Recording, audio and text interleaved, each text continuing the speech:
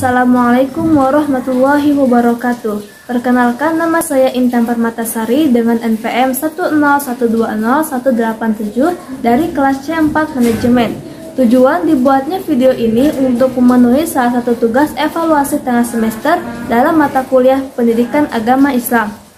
Di sini saya akan menjelaskan mengenai kalamullah atau Ma'rifatul Quran. Kalamullah secara istilah dalam ilmu nahwu, kalam adalah sesuatu yang di dalamnya itu terkumpul 4 perkara, yakni lafaz yaitu ucapan, murokab yang tersusun, mufidu memberi faedah, dan biwadai dengan sebuah tujuan. Adapun dalam kitab dunia disebutkan al-kalamu wa al-murakabu al-mufidu biwadai.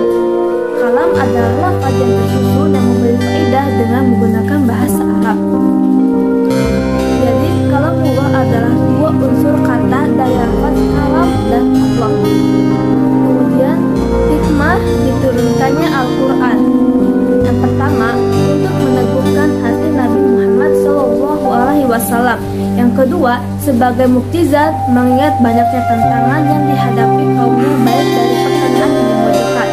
Yang ketiga, untuk memudahkan hafalan dan pemahaman Al-Quran. Yang keempat, untuk menerapkan hukum secara bertahap. Dan yang kelima, sebagai bukti bahwa Al-Quran adalah bukan rekayasa Nabi Muhammad SAW. Al-Quran diturunkan secara berangsur-angsur kurang lebih 23 tahun atau 22 tahun, 2 bulan, 22 hari.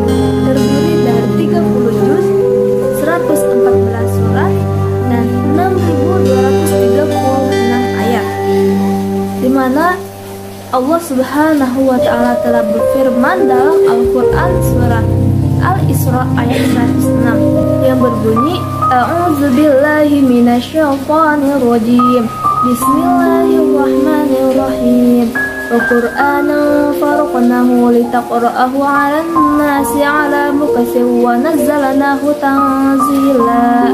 Yang artinya, dan Al-Quran kami turunkan berangsur-angsur agar engkau Muhammad membacakannya kepada manusia perlahan-lahan, dan kami menurunkannya secara bertahap. Kemudian surah pertama yang diturunkan adalah surah Al-Alaq ayat 1-5.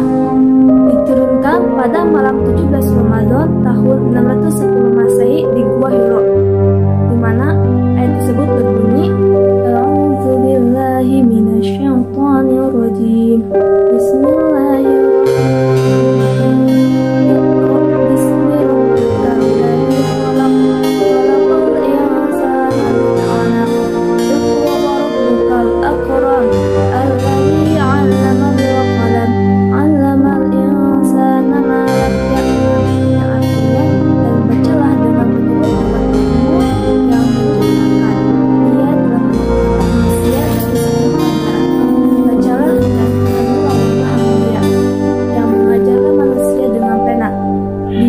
mengajarkan manusia apa yang tidak diketahuinya. Kemudian surah terakhir yang diturunkan oleh Allah Subhanahu wa Ta'ala adalah Quran surah Al-Maidah ayat 3 pada tanggal 9 Zulhijjah tahun 10 Masehi di padang Arafah. Kemudian yang ketiga, Al-Quran diturunkan dalam bait Al-Izzah dan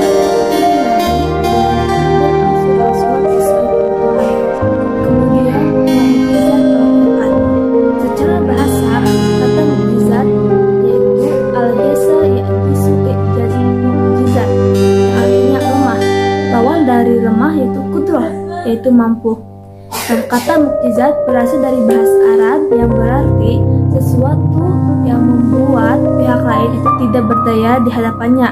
Sedangkan menurut istilah agama, mukjizat adalah hal luar biasa yang Allah berikan kepada seorang nabi atau rasul untuk membuktikan kebenaran pengakuan kenabian atau kerasulannya, dan biasanya bersifat menentang umatnya yang tidak beriman kepadanya.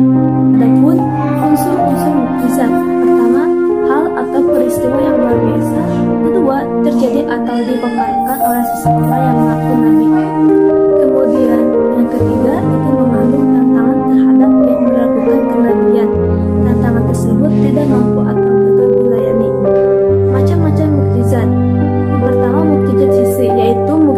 sifat yang bersifat material indrawi dan tidak kekal. Kemudian yang kedua ada mukjizat ma'nawi, yaitu mukjizat yang bersifat imaterial atau tidak dan hanya bisa dicapai oleh kekuatan akal dan kecerdasan pikiran.